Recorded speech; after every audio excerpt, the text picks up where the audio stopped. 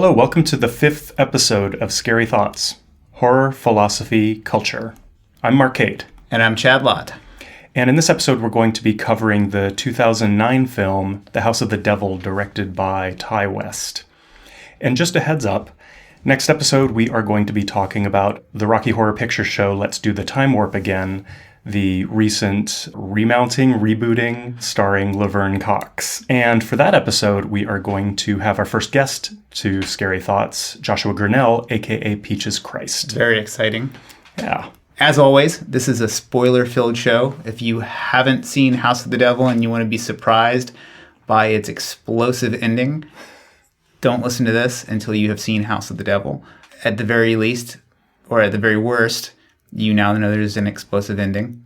So just turn this shit right off if you haven't seen it. And more important than listening to this podcast is rating it highly on iTunes. Way more important. And or Stitcher. And leave a review. Yeah. I know people in podcast land are always begging for ratings and reviews, but for content that is so very free, it's such a little price to pay. I mean, and really another way to think of it is like, it will keep us alive. This is much like Tinkerbell's clapping. Like ratings and reviews allow me to pay my mortgage and Marc to maintain his... Marc to do whatever he does. His outrageous drug habit. And if you want a little bit of a daily dose of inspirational messaging, go check out our Instagram page. It's at scarythoughts.podcast. Every single day there is a new inspiring message to titillate you and send you through your day with positive thoughts and horrific images. I can't imagine my mornings without it. It's the best. So where do you want to start with The House of the Devil? Well, I'd like to start with my opinion of it, which isn't terribly important, which is I just didn't care for the movie very much. And I was expecting to love it because it was incredibly endorsed by pretty much everybody I care about. And I mean, for instance, Justin Devine, the amazing illustrator, this is kind of a request of his, and I was like, man, that guy's got such great taste. His art's so good. Of course I'm going to love House of the Devil. And man, I don't love House of the Devil. Yeah. I saw it when it came out, and I was really into it. Mm-hmm. And watching it again, I think I liked it less, which doesn't usually happen for me. I find usually the more I return to something, the more I'm able to like pull out. And this film it felt a little flat on rewatching it. And I think the reason why is perhaps similar to why you didn't like it, which I think is about the moment it came out. Mm-hmm. It was pretty unique, like totally unique. I mean, I couldn't even find like a really solid reference to the zeitgeist of retro horror film from that time. Yeah. And I mean, it probably isn't the first. I'm sure somebody can name a bunch of them, and please do, because I'd love to see them. But in 2009, this was kind of like the kickoff for this sort of thing. It was, and it's really interesting that at this point, when we have books like Simon Reynolds' Retromania, and there's so much discussion about reboots and old properties and how, I'm especially cognizant of this in music, the way music is almost completely stagnant, and nothing has really happened for almost 2 decades of any substance. Right. And that's a very heavy discussion throughout art. And I feel like because film takes so much money to make, there's sometimes it's a little behind the times sometimes. Right. And so the conversations around retro music aren't as present in film as early. And so a film like House of the Devil in horror film was a pretty unique thing at the time, even though, Tarantino, for example, with very huge budgets, had already been sort of like mining retro aesthetics, sure. right? But in the horror movie land, with a medium budget, let's say, it was pretty singular. And I think I really reacted to that at the time. It felt really out of nowhere. And, and now we have Stranger Things, which is which for our listeners who listened to that episode, which at that point I was like, seen it.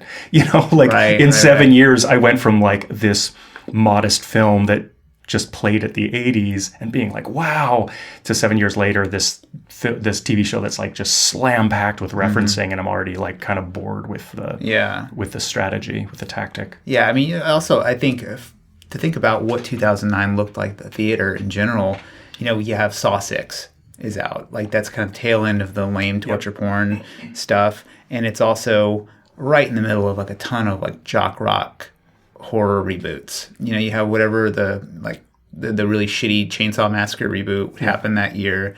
You have Rob Zombie's sort of hit, sort of miss. Halloween 2 is out. Some people loved it. I sort of am into Rob Zombie in the way that I'm into Kevin Smith. I'm always kind of on board for something, but not too blind to the trickery. And it's not a great movie, but you do get to see Sherry Moon Zombie's butt for a second, I think, which is always a draw for me. So you have all these movies that are just exhaustingly terrible in 2009, and then all along comes Ty West, and I believe he had just come off of a studio disaster of a film. So Cabin Fever 2, he basically completely disavows because of studio meddling.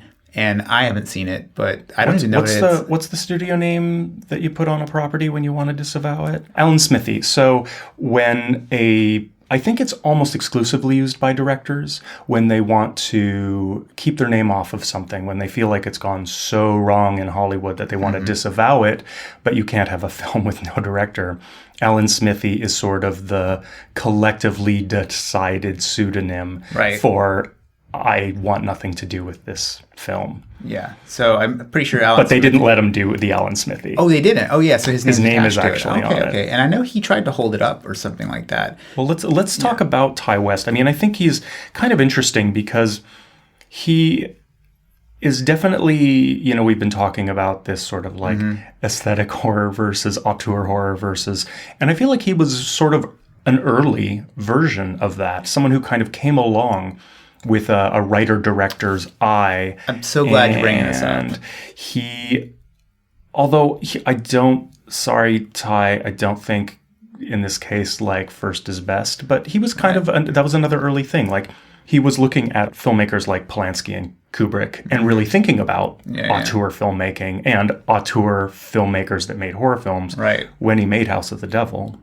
And so I think this is the thing about Ty West is, if I was going to introduce him in front of a crowd, I would say horror director Ty West.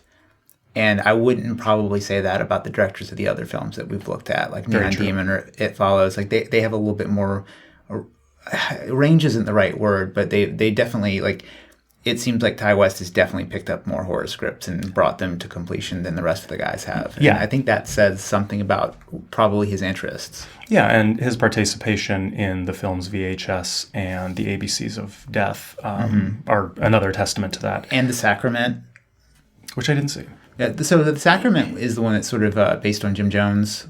Nice. And it's the plot is a Vice correspondent goes down to explore this cult where his sister's at, and then it just goes off the rails as the Jim Jones story does, but with this kind of neo-found footage sort of deal. It's almost like they replace the found footage aspect with lean journalism is sort of how it works. And so it has a lot of the same shaky cam moves of a found footage film, but there's just a almost kind of like a force of instead of just finding a camcorder that was just running around, say in Cloverfield, all the shots are pieced together from an event that probably, went bad and they found the camera or whatever. But the difference is the person shooting had an eye before it happened. So it's kind of an interesting in-between a little bit, which really reminds me of Digging Up the Marrow, which is another horror film that's kind of by, I don't want to say an auteur horror filmmaker, if that's a distinction. There's auteur filmmakers that make horror, and then there's an auteur horror filmmaker, which I think people who are not as kind would just call a fanboy filmmaker. Right. Which I think is lame to have that as a negative. Because, if you love something and you want to make things like it, that's awesome, Absolutely. But there's also, you can get into the territory of are you the cherry poppin' daddies of horror movies? Where you're just making okay, we've seen it, you're doing a formula and you're rolling it out. So right. Well, I think something about Ty West is he doesn't seem to have a formula. He seems to be pretty smart, and he applies some pretty smart ideas to his films, but they just don't really go the distance. And that was something distinctly noticeable about his little moments in the ABCs of Death and VHS, which are both hit or miss compilations, but his parts in both of them are terrible. They're just shit one-liners. And it's really disappointing because he's sort of one of the biggest names attached to both of those films.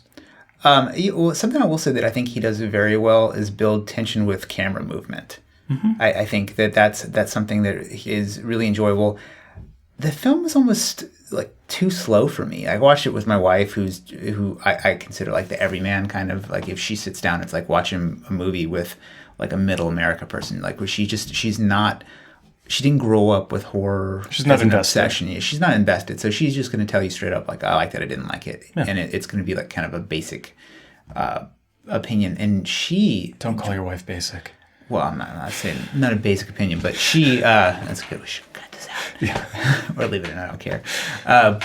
But she didn't respond to it at all, and she had watched all the other movies we've covered with me, and was into them or had things about it. And this, I think. This movie is set in the 80s. It's not an homage to the 80s, although it is kind of an homage. This movie, it's almost like you wouldn't say Saving Private Ryan was an homage to World War II. It just happens to be in that place. And these guys do a pretty good job of really rooting it in there. And, one of the things that made me think of it is, and it follows those weird little quirky anachronisms really made that film special. And I started to wonder, like, okay, what would happen if that sort of dreamy element was introduced to this film and it wasn't a straight up 80s movie? But another thing that made me think of is, if you played this movie to somebody in 1980, would it pass as a new movie? I think there are some aspects of this film that break from the 80s-ness, and I think they're a little subtle. One is actually the pacing. The pacing is actually a very 70s pacing. No 80s horror movie was that slow. Right. None. Yeah, nothing. And it also isn't that weird. Like, the whole first half, nothing happens except her friend gets shot in the head. Nothing happens. An 80s film wouldn't spend that much time doing fuck all. Right. There would be quirky, weird little moments that would sort of break from the mundane setup. They have beats in the 80s. Like, they have, there are beats in the 80s. In this movie, it's this applied tension that I think raises... Probably could have been a little faster for my taste. This movie, another thing to point out is how just almost universally praised it was by critics when it came out. I mean, when I was going back researching the film, everybody loved it. Everybody talked about like the Hitchcockian shadows and the architecture of Amityville in the house, and just the deep spaces, and in particular Tom Noonan's performance, which I think is pretty reserved for Tom Noonan. It's very reserved, and I think it's another break from the 80s, because in the 80s, I'm about to make a weird generalization that let me know if you disagree, because it's just sort of an impression, but he's obviously kind of this visual reference to the tall man from Phantasm. Yeah, totally, with the bleak Undertaker suit. Yes. And, but the thing about the tall man and any other sort of bit part in an 80s horror film is that they are creepy or scary. And Tom Noonan's character in this film is awkward. Awkward wasn't an 80s horror film thing. Right. It's a very now thing, actually. Or even a 70s thing. You think about the characters in Dog Day Afternoon. They were like super awkward bank robbers, ultimately. Like one guy's trying to get a sex change. I mean, it's a weird story with odd people. And, if there's any element to this movie that is legit creepy, it's the little tiny mannerisms of Tom Noonan. Like, he holds her hand a little too long when he's shaking her. He asks her to leave the room with his friend to explain something really weird to the main girl, Sam. And it's like, if you've seen him in other movies or even TV shows, like I think he's great in Hell on Wheels, which is an AMC Western, which I really loved up until about the 4th season. And his character is especially good in that show because he oscillates between just manicness and just fully creeptastic awkwardness. Yeah. Moving from the world we're in this movie, I would love to talk about rules of engagement. Sure, yeah. The only thing I really have to say about the rules of engagement in this film is that there's this supernatural element at the end, right? Everything in this film is pretty much like this could happen. Right. It's very real. Sure. Except at the very end, it's sort of what I'm thinking of as the Yara's e-reader from, the clamshell e-reader from It Follows. The sort of like nonsense break is the eclipse jumping in time. Right, the accelerated eclipse. Right, which is delivered to us in the film via a poorly faked news report. Like it doesn't even look vintage. It looks shitty vintage. It looks like it might have been made on an iPad or something. And it just felt like a cop-out and out of left field. And sure, it can have a genuinely supernatural element instead of just a bunch of crazy people sacrificing someone to Satan. But I feel like it just was kind of like out of nowhere, forced uncomfortably into the screenplay. Yeah. Well, to me, just, as a fan of Neil deGrasse Tyson and his constant bitch slapping of flat earthers online, all I can think of is like, what do you think the oceans would be doing if that happened? That's just like I'm just so rooted in science on this. And I'm not like exactly a science guy or anything, but that was the first thing I thought of was like, man, that's just not a thing.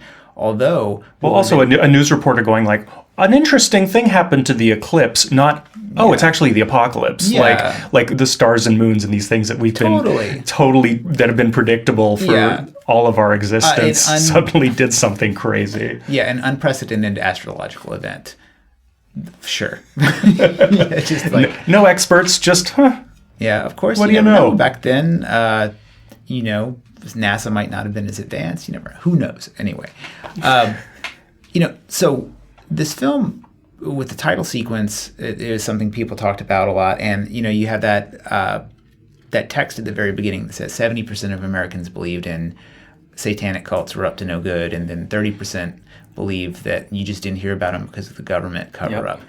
I bet right now those numbers are switched, and that 30% of people believe in satanic cults and 70% of people believe in government cover-up. Nice. Which is kind of interesting. I don't know. And then there's this thing with psychology where as you believe in conspiracy theories, your brain actually changes a little bit to start accepting more conspiracy theories, which is not what happened with the Satanic Panic, really. It was super big, flash in a pan, disappeared. Yeah. So, for me, the invocation, best word I could choose. Great word for this. Of the Satanic Panic was really complicated for me in this film. And I feel like actually, it's taken us, 20 minutes to get to I think the only thing I really have to say about this film is the way it interacts with that. Because despite liking the film, there's something I found, the more I thought about it, kind of objectionable about it. One thing that's interesting about 1983, which is when most people assume this film took place, is that we in America and the world, really, we're in the throes of the Satanic Panic, which I maybe explain a little more in a moment. There's an infinite resources of information online about this, but it functions very much like The Witch. Robert Eggers used the commonly held beliefs of the period in which The Witch was made and used that to generate the script. Right. As in, The Witch as a film would almost pass for reality to a Puritan. Right. And this film, all this like sacrificing to Satan and all that, most Americans believed that. Yeah. Most Americans believed this was common and was happening near them and were afraid of this. But it wasn't. Right. At all. And so it's sort of like The Witch. It's like The Witch was relying on these myths of witches that didn't exist, but the film took it as reality. House of the Devil did the same thing. But I think the difference is that there are no Puritans around anymore. There's still people who believe in witches in a similar vein to that movie, not in America. Not really. Whereas House of the Devil sort of predicating your narrative on something that's been debunked, I think is kind of just art in bad faith. Well, you could make a counter argument that the type of witch in Robert Eggers' film is debunked. The Salem witch that's just ergot and everybody went crazy or whatever. Yeah. This is I would say the Satanic Panic. I mean, I remember it really strongly because I was into horror movies and stuff in the early 80s in the South. And I remember like third grade reading The Stand, and somebody straight up came up to me and was like, "What you reading that devil book for?" Rad. I'm like, "What are you talking about? This is just it's a book about a disease, man. Like, what's going on?" I'm playing D&D by like 7th grade. So the Satanic Panic was pretty live, and it actually did ruin lives. I mean, think about the West Memphis 3. Yes. That is a complete result of the Satanic Panic. Yeah, absolutely. It was a time of an incredible resurgence in fundamentalist Christianity. It was the time of the PMRC. It was sort of an era of new McCarthyism. It was when Michelle remembers that thoroughly debunked book about that woman. Do you know what I'm talking about? The multiple personality lady? No. Oh, that's When Rabbit Howls. That's another 80s psych movie. I'm going to have to... Or a book, rather, yeah. I'm going to have to dig that one up. No, Michelle Remembers is this woman who, through past life regression, basically, it might have been an early adopter of that. Yeah, just uncovered all these memories about satanic sacrifice and things like that in British Columbia, and the therapist that brought all this out, they ended up getting married, and it's just this really fucked up story. And he was actually an expert in the McMartin preschool trial. Oh, weird. There was just so much lying and so much bad faith and so much hysteria around something that had zero foundation in reality. And actually, not only did it ruin the lives of the people who it touched inappropriately, but also there were murders in the name of Satan, not by cults, but by single crazy people who were inspired by the Satanic Panic. Like, it actually caused itself to become true. Right. And this reminds me of, in, olden days, people see fairies, and then they see witches, and then they see UFOs. And, like in the early 80s, Lone Psycho goes off and kills somebody in the name of the devil. Now they're, they watch a little too much Alex Jones, and they're in a militia that only has one member, or they've like self-jihadied in the middle of nowhere. This sort of thing. And it's interesting that I know they're Satanists, and they're still like theistic Satanists and LaVeyan Satanists and all this nonsense, but none of those people are, committing the type of child murder that's displayed in this film. I mean, I don't think it ever happened. No.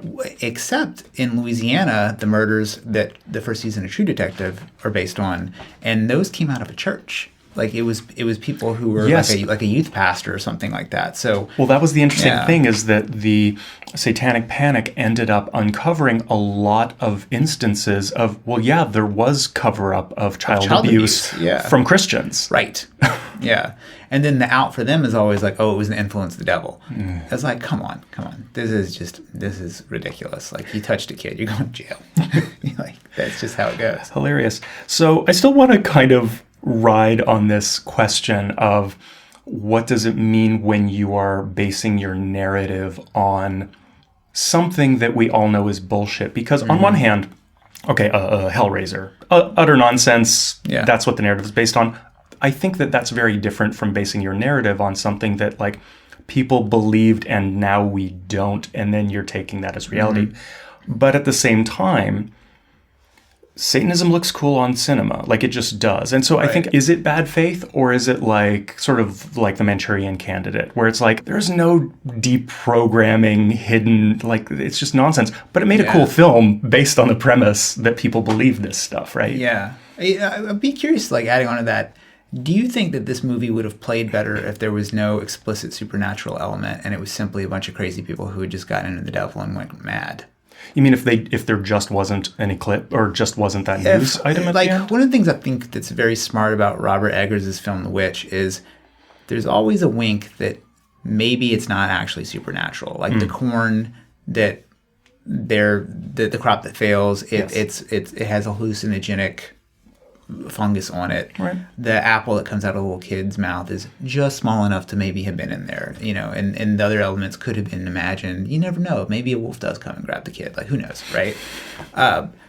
So, Eggers is like, hey, look, this happens the way it happens. But this film you have a weird, like, smooth-faced monster demon come and drip blood on the final girl, and there's a fast eclipse, so these things are happening, and which is odd because the people involved in, I guess we'll call it the cult, don't seem very special. Like the neckbeard guy who's their assistant totally gets wrecked by this young girl. She really like smashes her way through all of this. Yes. Well, which I think that does bring us to speaking about methods of vanquishment, which is very odd because the antagonists in this film, the Satanic cult, which is just 3 people.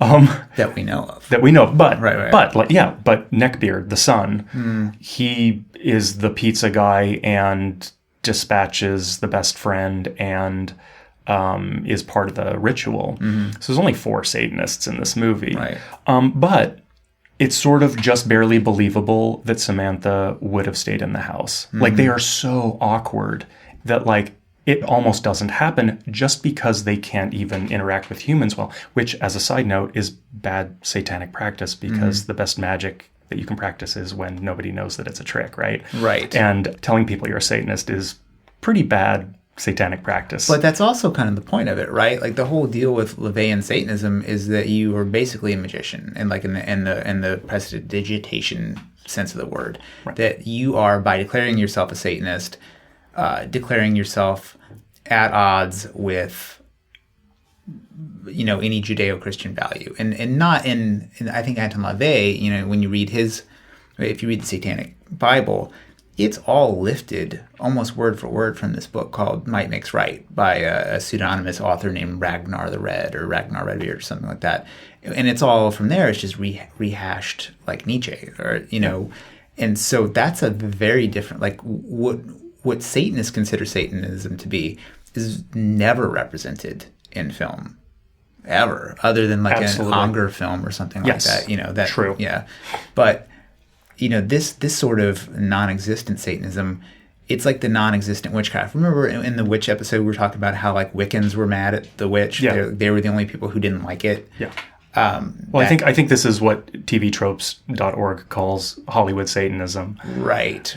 Which, just saying that, you're like, oh yeah. I mean, I would even perfectly applied. I would even maybe go as far as to call it afternoon special Satanism, or after school special Satanism. Totally. And the one thing that's weird with the lead girl or the final girl, one thing I like is that when you go to Jocelyn Donahue's Instagram page, she just self-identifies as the final girl in her little bio on there. Yeah, she's in it now. Yeah, she's a hardcore, she's like a horror actress. That's her deal. But they try to make her, there are moments in the film where they seem to suggest that she might be insane. Like she's constantly talking to herself, batting herself on the head, talking to herself in the mirror, and it's just not really walked out at all. And I think that what she does at the end when she shoots herself at the end, I think is completely, I don't want to say out of the character because who knows, the character's not developed enough to really know. True. But it's like post Roe versus Wade. It seems like you would just shoot that dude and go get an abortion. If there's any case when abortion is necessary, incest, rape, devil possession. I mean, that's pretty much it. I mean, I would love to see how a Mike Huckabee would legislate that. I would like to see that movie. Yeah, like you have a trial, right? It's like, Well, I mean, if you believe that the devil is real, can the devil inseminate a living woman? And then what are you going to say about Roe versus Wade? It's like a really extreme version of that. Like, would you kill Hitler if he was a baby? Sort of, question. And I always say, fuck yeah. No problem. Like, the other people, are weird about that. I just don't understand people's hesitation. Never hesitate. Yeah, if there's an evil entity about to be born, you have to shut it down. Yeah. Well, okay. Speaking more about killing and killing effectively. Sure. I just sort of really felt like it sort of felt like a flaw in the film, honestly, that the Ullmans are completely incompetent. First of all, that they were awkward and just barely managed to keep her around. What if she was the second babysitter that wouldn't stay? What were they going to do? Then Victor, the son, how did he know that the best friend was going to pull over What if she didn't pull over for the cigarette? She would have gotten away, Yeah, right? she would have just left. Right. That was completely random. And then later he's like skulking around the house. Could have easily been seen by Samantha, but just happens to not. Then when they tie her down, they don't tie her down very well. No. She gets out of that ritual pretty easily. Then Victor doesn't do a good job of vanquishing her. And then Mrs. Ullman later, she like turns her back on Samantha, which helps Samantha ultimately get away. So it's not actually the cunning of our final girl that gets her out of the situation. It's actually that this family of Satanists are totally incompetent. Right. And, I'm curious, like, what he's trying to say with that. Is it just that's just the way it went down? Or is he just trying to say that, hey, look, Satanism's dumb? Or, because, there's a scene in the Spawn movie, the one that has John Leguizamo in it, and he's, like, actually the only really cool part of the Spawn movie. And there's a scene where they have a really dumb metalhead, like, familiars helping them out. And he makes a comment that I always loved, that is like, Satanist, they're worthless. He's a demon, and he's, like, stuck with, like, the only humans that will have anything to do with demons. And they just suck because they're... they were the type of people that people thought not listen to metal, like your Bill and Ted type. That's kind of how it's played. But now you have a very academic Satanism that's kind of come to the forefront in America with the Baphomet statue group, which is basically like an art protest. And yeah, it's weird. Like, those people are not mentioned or attached to this film in any way, but they were part of the marketing campaign for The Witch. Yeah. It's interesting what, like, just 7 years difference make, or 6 years difference make. Yeah. So what did you think of her suicide attempt at the very end? I mean, for me, if I've taken out 2 or 3 people already, or 2 people, and the last person is an old man with a cane, he's getting shot. Especially at that point, she wouldn't necessarily know anything supernatural was afoot. She just had some deformed person crawling on top of her, drew a pentagram on her. It's not like she took a pregnancy test. It's like 3 6s in the little strip. Oh my God. I don't know. Bad choice. Yeah. As much as I like this film, I think I just enjoyed this film because it was just like, it had a pretty good atmosphere, and I think I tend to like my films slow, but I tend to like my violence out of nowhere, like Let the Right One In. Right. Perfect example. It's sort of like nothing happened, and then some like unspeakable violence comes out of nowhere, and then the movie just kind of continues on slowly. And I think I kind of appreciated just like her friend just gets shot out of nowhere. Like, that really comes out of nowhere. Well, that, I would say, is actually Greta Gerwig's character, who looks enough like Bambi Woods for me to really enjoy her. The lady from Debbie Does Dallas. It's just, it's weird, like, Well, I think the choice of What's-Her-Head for Samantha was interesting because she looks exactly like a cross between Margot Kidder and Karen Allen. Yeah, she has an interesting, just elfin look. There's very... If this movie had come out in the 80s... you could imagine Greta Gerwig as the lead. Not this, like, kind of awkward, shy, like, Judy Blume-looking ass girl, Right. Like, it was interesting casting choice, I guess. I don't know. Although at that budget, I imagine sometimes you just take the best person you can get at that price. So who knows what... So you get the mumblecore darling? Yeah, I mean... And this movie's too orthodox horror for me, I think, to want to try and... slam it into like a weird category like twee horror or something like that. I think this is just straight up like a horror movie that was made by a super fan using tasteful techniques and choices. Yeah. Yeah. Yeah, a lot of this film really does rely on taste, huh? Mm-hmm. And just in a really specific, very specific taste. And I think that the opening sequence is, after having seen Stranger Things, just like turn that shit up to 11. Yep. Special font, weird period correct, I guess we'll call it period correct editing, that freeze frame. Zooms. Yeah, that sort of thing. I wish I could have seen this movie in 2009 and know how jazzed I would have been by it. Because I think I would have been really excited by it if I had seen it back then. Yeah. Yeah. Yeah, possibly. I want to go back to talking about Satan. Sure.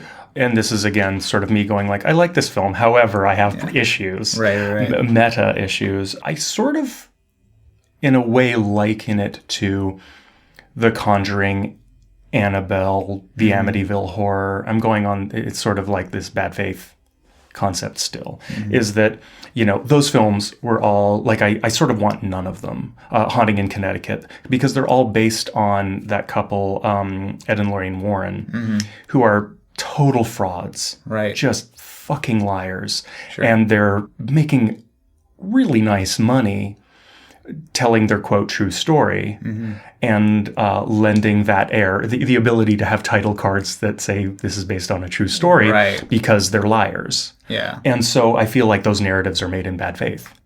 They're not just fictions. They're fictions that are drawing from a lie. And I feel like there's something ethically wrong with that. And I sort of feel like House of the Devil drawing on an entire era's anxieties that were all for naught and making it as if it was real, a similar sort of sleight of hand, ethical sleight of hand. Right. No? I mean, I'm kind of pushing it a bit, but I think it's there. I think there's definitely something interesting to dig into there where maybe even approaching it from, does calling something based on a true story give it some weight, right? So clearly at the very beginning of this movie, they're trying to weight the story with that Satanic Panic fact. That thing never needed to be in the movie.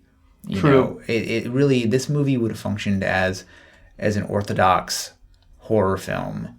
And I think maybe if you showed this to somebody in 1983, they might not have thought anything was up. They might have thought it was like an odd horror movie or something like that. Right. Whereas other films are they're just so crisp. I mean, this movie it's shot on 16 millimeter. You know, and there's no like weird after effects or anything like that. So it really looks more like it's supposed to look than a slicker movie. And I think you're right about the pacing. Even the acting a little bit is more early 80s kind of feeling or something, like just like little moments like when they're eating the pizza and they're just sort of like, they're not so bored they can't stand it like the actresses in It Follows. Right. And they're not they're not like the coming of the Goonies, again with like the Stranger Things kids. And the director has just made a thing that is what it is, and I don't know that there's a whole lot more you could say about that. I think, but by saying that, aren't you saying that aesthetic choices don't mean anything? No, I'm saying that sometimes your aesthetic choices can just be so well chosen that that's just the thing. Imagine like if you rebuilt a classic motorcycle, right? And so one of the things in rebuilding, any old machine is like a bone stock restoration. So that's like when you try to make the thing as if it rolled off the assembly line. And I think that's what he's done with this. Another style of rebuilding cars is what like Icon 4x4 does, where they take a cool old Land Cruiser and it looks cool and old, except for everything underneath it is super high tech. And I think that's what a show like Stranger Things is. It's like the rest homage version of these films. And this is the concourse restoration. It's just, matching numbers, matching engine, matching frame. And you just look at it and you'd be impressed by it. But, what ultimately is the difference between that and then something you find in a barn that's perfect? Yeah. But I think something that, you and I talk about probably more off the mic than on the mic is the way in which what is interesting about horror films as a genre and horror in general is that it often taps into a collective dread. Right. Somehow horror films can be a really interesting barometer for our anxieties as a culture. Right. And not always, obviously. Sometimes they're very left field. But what does it mean when a film is about the collective dread of the past, of a past moment? And what does that say about 2009? I mean, I think that The House of the Devil in 2009 wasn't tapping into the collective dread about 2009. It was tapping into the fascination with the 80s and TV tropes, again, refers to as retro, like as in faux, F-A-U-X, retro. I think that's the thing it was connecting to and very of the moment, which is certainly what I reacted to. Yeah. But none of us are afraid we're going to get kidnapped and sacrificed to Satan. Mm-hmm. I mean, I'm sure someone out there is, but they're in the minority. Yeah, they're definitely staying home. We're afraid of terrorists. Yeah, that you have at least a small chance of being killed by a terrorist. Another thing, you think about anxiety. I was thinking about this film being, because that's how I kind of enter horror. Is like, okay, what modern anxiety is this movie commenting on, and how does it help us process this anxiety? Yes. And this film, I think, what's really being processed might even be the filmmaker's own dissatisfaction with Hollywood. This is, at the time, a really major step back from the type of horror films that were being made. Yeah. I mean, they're completely different. And it really does, if I'm sure somebody could make a case that this film, made a 2-degree shift in the direction that horror went. And, because you definitely see a return to smaller budgets like this. And one of the reasons why a lot of these filmmakers return to these really small budgets is because it keeps the suits hands off of it. So it has a very punk rock feel to it. Mm-hmm. And it's weird because I think that it would be difficult to really call anything that costs like hundreds of thousands of dollars like super punk rock, right? Like that's one of the things that's always, to me, has been kind of a failing of like super small films. You go to a indie film show and you see like a 13-minute short. They all suck. I can't think of anything that was like really mind-blowing at 13 minutes. And I'm going to just drop a quick one though. Sure. I just watched Lights Out, the very recent horror film. First of all, it's scary as fuck. And I read that it was based on a short YouTube video. And that's how he got the money to end up making a feature film. Oh, as in he made a short YouTube video and then he made it. And then they paid him to... Not based on like he watched a short YouTube video and was like... Correct, well, I'm sorry. Okay. No, this guy made a YouTube video and then someone handed him $1 million to make a film version of it. And then I watched the YouTube video. Mm-hmm. I had nightmares. I couldn't sleep. I woke up 3 hours early sweating, based not on the movie, but this like 2-minute YouTube film. Interesting. Yeah. Again, anyway. In our audience, there's always like super horror completists and who are for sure going to name like 40 things. But what I really would say is there's not a short film that I can think of that's as mind-blowing as like those first Black Flag albums.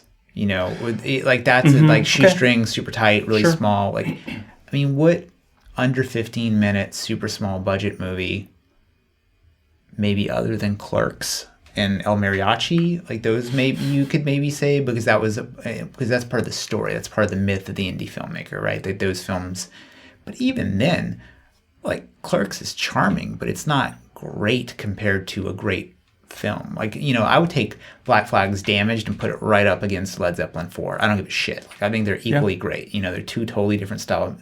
But I wouldn't take Clerks and put it up against Schindler's List. It's such a wide gulf between those things. And really, that's not. I don't think that even has to do with anything other than the amount of money it just takes to make something like that. It's true. It's like. I think Blair Witch is a good example in that. Well, no, I would never talk about a Spielberg film as being good, but I would never. But what? Yeah, I wouldn't put Blair Witch up against. E.T.? Fuck that movie. Fuck that guy. What? No, let's talk about this another time. Okay. I'm reminded of in This Is the End, the James Franco and in the World movie where the demons come.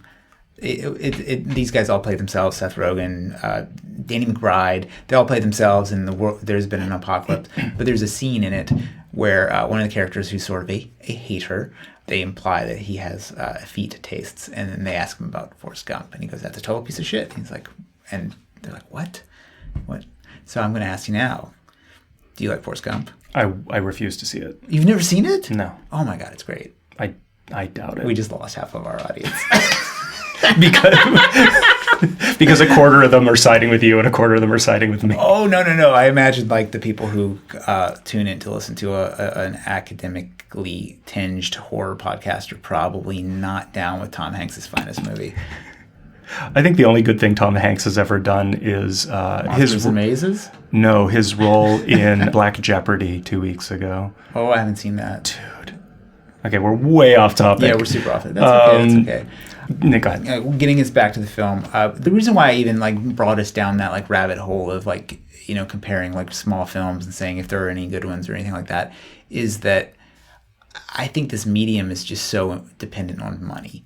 Yep. You know, and when you do make a decision to make a small film like this, because dude stepped down from Cabin Fever 2, you know, he could have probably been like, yes, sir, studio. I'll line up the dicks. I'll make like a circus seal. It's gonna be amazing. Like I don't care. I'll just keep making these movies. Like I don't know that if somebody came to me with some strong money and some notes, that I wouldn't just keep making shitty horror movies. You know. So I think it says a lot about this dude that his next thing, he goes back to this indie, you know, film house, makes this movie, yes. and then turns around and it makes a pretty good career. I mean, he was very on the table about that.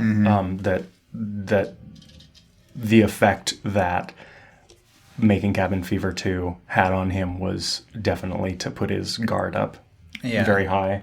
Yeah. Okay, back to the movie. I'm very curious about choices made by the filmmaker and what they mean. Right. Because Ty West even says in an interview, people aren't afraid of the devil anymore. And that's why he said it in the 80s. He might have been being coy, I don't know. Right. But it's even conceded by him, people aren't afraid of the devil anymore. And so I kind of have a question, and, you know, nobody's got to defend their art to me, but, like, why... It's sort of an extension of a why now. It's sort of an extension of the question about what collective dread does this... but why this family of Satanists? Like, what was the idea? I think it kind of worked for me the first time I saw it. Like, oh, out of nowhere, there's this, you know, blood ritual going on, and then she gets knocked up by Satan's baby, or it's Rosemary's baby, but boring. What is Ty West? Maybe not saying. He doesn't need to be saying anything, but what is it doing by making this choice? You know, for me, it's weird to draw from the past in that way. Yeah. But there's also a bit of a question of, like, when does it become fear-mongering? Right. That you're creating an enemy that doesn't exist, that some people believe exists. Like, anybody will make anything. Right. So, as far as making these choices and why, and watching so many horror films, I don't always really question, like, well, why are you telling a story about gremlins or a haunted house? Right. Like, I sort of get it, you know? But with this one, I am left with a question like, why are we dredging up satanic ritual abuse? Why are we, like, in this dated way? And the thing, though, like, I don't even know that okay, for sure it's satanic ritual abuse, right? There's a pentagram on the floor and people are dead. So people have been abused satanically. But... I don't know that I would call this satanic ritual abuse in the way that it took place in the 80s. Like, back to True Detective, right? Those murders are, you know, ritualistic. They have the trappings of Satanism, but they're really motivated by some sort of, like, creepier, darker urge. In the case of True Detective, or the murders they're actually based on, is just straight up crazy inbred Southern power structure. You know, and that's really what you saw in these types of murders is...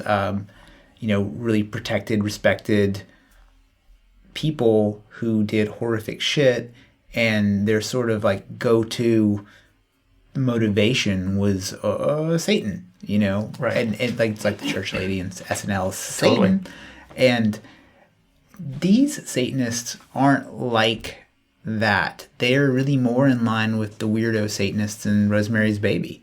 You know, like, talk about awkward Satanists, like the old couple that lives next to Rosemary. I mean, they're super weirdos. Although that's a different type of Satanism. I think that really almost touches like like a Bilderberg group, eyes wide shut, secret society of ruling nefarious elite, right? And so you get like The Omen, those types of films. They're like big, you have the apocalypse early on. And I wonder like how much of the Satanic Panic, is obviously influenced by those films, right? Because that's where people's idea of the devil comes from. And, I think the numbers in the hairline and stuff like that, I remember hearing that like credibly spoken about on the 700 Club. It's not in the Bible at all.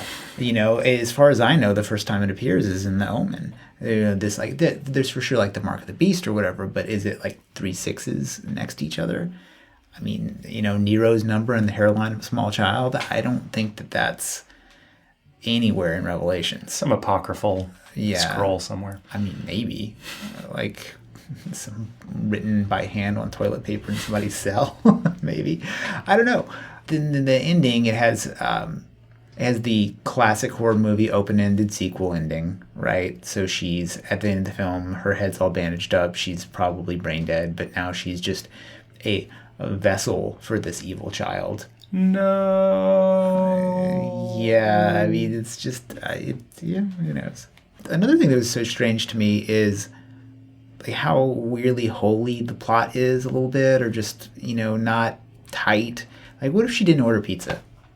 What if the friend didn't pull over? There's a lot of chance. Although he did say that pizza number 3 times. He did. 3 times. 3 times he said it. Yeah. Which is, according to like neuro-linguistic programming, like that's the thing that you do to make somebody do something, right? There's definitely a connection there. Yeah, yes, there's some cult-like behavior. In Rosemary's Baby, a lot of it is that like they're trying to bring the child to term, like they're sticking around to make sure that like it's not going off the rails. Are they prepared to do that with this girl? Like are they just going to keep her in the basement like pregnant, like some weird crazy like 70s slasher film? Maybe. Or the moon moves super fast, maybe the pregnancy's like 30 days. Who knows? Sweet. That would be pretty cool. And another thing I thought about too is, what if simultaneously in this universe there are multiple satanic cults bringing multiple devil's children into the world, and they have to fight it out like the Republican primary? So you would have backwoods yokels and their spawn. Yeah, like which child of the devil is going to become number one. That sounds like the best movie I've ever heard awesome, of. Right? Yeah. And what if it was set in like a Mean Girl style high school, and all these kids go to school with each other? Yeah. So it's a little Harry Potter Vampire Yeah, a Academy. little bit Harry Potter, but slightly older, so you can move in a little bit of the less than zero into it, because these are fucking evil beings. So there's probably definitely going to be cocaine. So I don't know if I have anything else to say about the craft or quality or story of this film. I have spent most of my time thinking about temporality, like when you see a film, and whether or not that would have influenced how much I enjoyed this film or not, and also even what people say about films, like how much it influences. Because when I shut my laptop and stopped watching this movie, my first thought was, fuck, I hope I don't have to watch this again. And because we watched the film multiple times for this podcast, like this is just like, ugh, what a chore. And then I went and started reading reviews of it, and I wouldn't say like my mind was changed, but I definitely started seeing the things in it that other people saw. Like the camera work, I was like, okay, I'm gonna give it that. The camera work is really crafty. I didn't know it was 16 millimeter. I don't know if you've ever made a 16 millimeter film, but it is a pain in the dick. Yeah, it's a pain in the ass. Yeah, not as much as 35 or 70, but yeah. Yeah, in just like little things like clear out a modern set from new stuff. Like not super easy, right? Especially like public shots and things like that.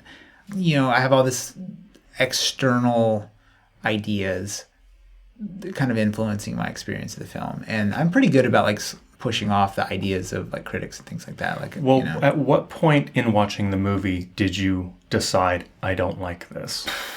I think like 10 minutes in, or when the credits were rolling at the end, or no, I was pretty in. I think probably like really, I was willing to apply the idea that I am a horror fan with like heightened sensibilities, and I'm going to be able to like put my own taste aside and experience a very slow movie, which is fine. Some slow movies are great. I tend to be super hyperactive and like a bunch of crazy shit happening, so that's just me. I think just like as the incompetence of the Satanists kind of get rolled out a little bit, I just thought like her shooting herself at the end, it just didn't make any sense to me. It just was, it's like, what is this? This is just cornball, mid-90s indie filmmaking. The lead has to die in it, or, to give this dude the benefit of the doubt, like, is he trying to fulfill the formula of the final girl in an interesting way? Mm-hmm. Like, it's like, oh, has any final girl ever offed herself? I mean, not that Sure. I can really think of, other than maybe somebody throws himself off a building or whatever. Well, I think that this film lies in a weird mediocrity valley. Sorry to say, and again, I did enjoy the film, but I'm going to go out on a limb. I bet if it was actually worse, if it was even less competent, you might like it more. Like it's just a little too competent to enjoy it. Mm-hmm. Because it's so clunky. It's like There's the Tommy Wiseau, The Room on one end, and there's Godfather 2 on the other, or whatever canon you want to create on either ends. And I feel like this film is so in the middle that it's hard to talk about critically because there's not a lot to sink your teeth into, good or bad. Yeah. And I'm sure you're like me. It's like things on both ends of the spectrum that are really opposite are the most interesting things, whether it's Birdemic or Troll 2 or whatever. Like truly incompetent films are super fascinating, and sometimes more fascinating than Forest Gump. Yeah, well, that's a strong statement. But the other thing I thought about this movie is I just kept thinking about people who are like really into like rockabilly. Like I mentioned, like Cherry Poppin' Daddies earlier. This film to me is like Civil War recreation, but for horror films. It's and then there's something to making something cool and orthodox. I mean, you see it in the chopper world right now. Everybody's wants to make the type of panhead that a 1%er motorcycle guy would have ridden in 1970. And you're like, okay, it's not just like some new crazy thing. And like, I love that stuff. I think it's really cool looking, and I get a lot of pleasure looking at it and things like that. But can you really like do anything other than perfect it? Like when you think about like a Japanese rockabilly dude who's just gone way over the edge and perfecting that look as it existed, that's kind of like this. And then, but ultimately you're like, oh, you're just like that thing that was before. Whereas a film like It Follows is bathed in retro stuff, but the dream elements of it, the novel monster, I would say maybe even like the better acting of the actress, like all that stuff, the soundtrack is much better in my opinion. All of that stuff makes it a movie that's inspired by but elevated. And while I was researching this, I just like stopped and went over on another YouTube hole, and I just started watching MCs talk about Eminem and how important he was to everything. And one of the guys talked about like, look, everybody in rap is directly influenced by somebody else. And the degree to which you think somebody's fresh and original is probably relates to your lack of interaction with their sources and influences, and then they talked about how, Eminem was just such an original. It comes on the scene. But then there's another interview with Eminem, and he's just talking about his influences. And she's like, dude, like I see all of them. Like I see all the meters and patterns that you're like picking up from like these other MCs into you, and then these other guys think of you as so original. And I think like I don't like to see perfect recreations. I like to see new ground broken. You might have this experience like bands that happen to be enjoyed by goths versus bands that are supposed to be goth. It's a totally different thing. Like the bands that are like Cleopatra Records bands, they're terrible. There's not I'm sure there's some band on there, but they're god awful music. It's god awful music. And then a band like Bauhaus is phenomenal. Yep. And it's the same thing. Like I either want to so for me, this movie makes me think of I either want to listen to Bauhaus or something crazy and new. Well, this is, if we're going to talk in terms of music, this movie reminded me of Interpol, who... See, if I would have said that Interpol reminded me of It Follows, like that's where I would have tagged it. Okay. And I would have said that this band would have just been like I don't even know. Well, Interpol was the first band that I remember.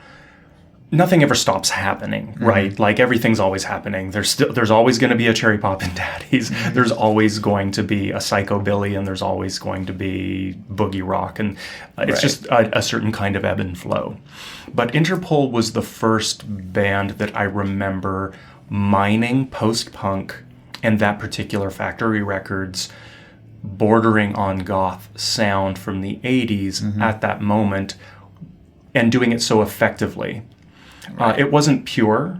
It wasn't like they were going for pure 80s. Right. But they were the first band to like do that thing before all of every British band suddenly started pulling the same shit. And to their credit, but if you go back, like, yeah, it's a pretty, the first Interpol album's pretty good. The rest of them aren't. Just like, Ty West, he's not a great filmmaker, but he sort of hit on something at the right moment. And that's, I think that's significant. And this House of the Devil doesn't introduce anything new into the canon of satanic cults.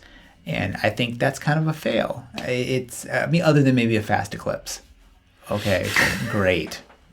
But it was such a throwaway. Like, honestly, I saw the movie and enjoyed it. Totally forgot about that element. It was just such a non-part of the film. Yeah, I'd spent earlier part of that day just laughing my ass off at, flat earthers on Twitter. I mean, it's amazing.